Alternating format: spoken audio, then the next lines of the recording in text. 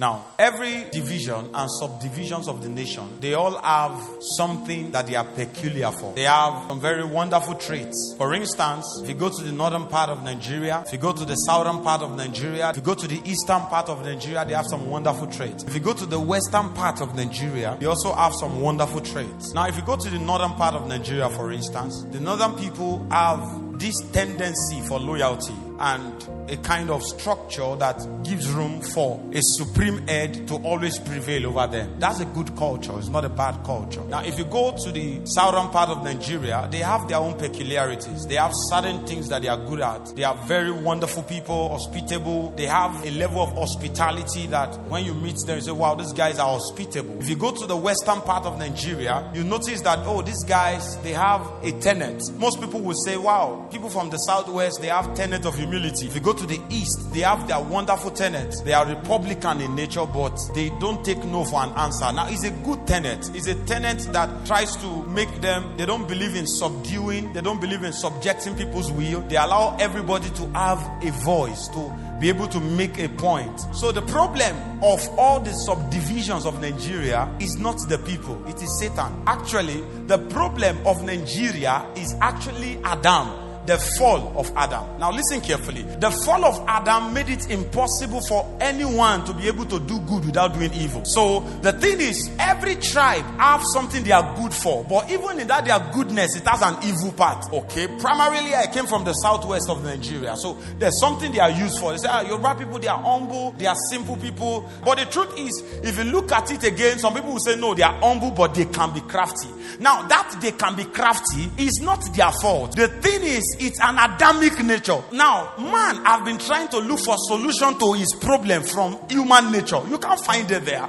That's why all of the research we have tried to do that have been done by professors, people, the best of it will still have a disadvantage. Because there is no theory propounded by a man that has advantage that does not have disadvantage. So you say, oh wow, Yoruba people, they are wonderful people, they are caring, they are simple, they are humble, but they are crafty. So you go to the northern part of Nigeria, you say, oh, these guys, they are simple people. That's what we use mostly for them. They are simple, they are easygoing, but they can be violent. Now, that violent part is not their fault.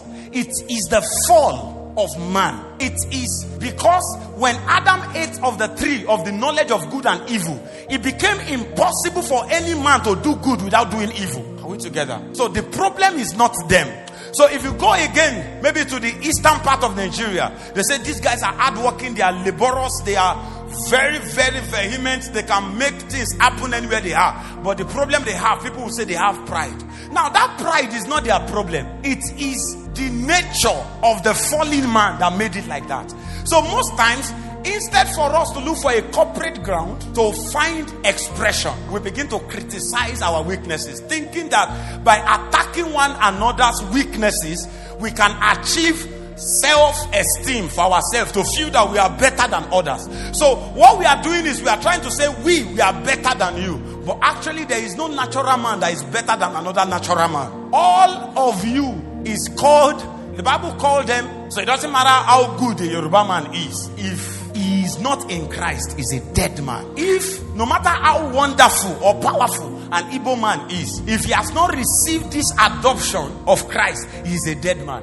No matter how powerful and wonderful an Hausa man is, if he has not received this adoption or this particular recreational work of Christ, is a dead man. Do you see that now? Or whether south, east, north, west, and south. Are we together? So you now see that as Nigerians, primarily, the problem of Nigerians are not Nigerians. The problem of everybody in the world is them. Is inherent in the fall of man. So the thing is, if we do not know where the old problem of man came from, we will fight the wrong enemies. Are we together? So we now see that the solution to the world, the solution to the nations, the solution to Nigeria is not trying to find solution in the natural. You can't find solution there. It's to return back to the Creator who had an intention before the fall. So, like I always tell us, Adam never became the image of God. So, because he never was the image of God, what is image? Image means replica.